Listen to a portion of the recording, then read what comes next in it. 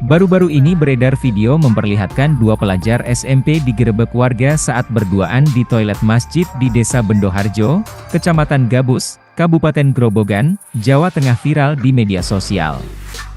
Momen penggerebekan tersebut viral di media sosial dalam bentuk rekaman video berdurasi 30 detik.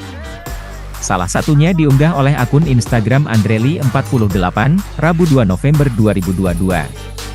Tidak lelah untuk saling mengingatkan, peran penting bagi para orang tua jangan lengah dan selalu mengawasi anaknya, baik dalam pergaulan maupun dalam memilih pertemanan, guna menghindari mereka jangan sampai terlibat dalam pergaulan yang bersifat negatif, tulis caption unggahan akun tersebut.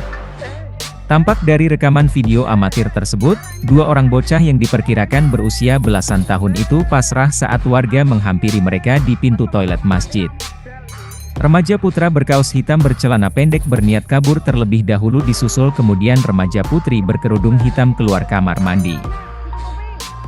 Upaya mereka melarikan diri terhadang beberapa warga yang menunggu di luar. Saat diamankan warga, keduanya hanya bisa tertunduk malu dan membisu. Tampak remaja putri berusaha menutupi wajahnya dari sorotan kamera.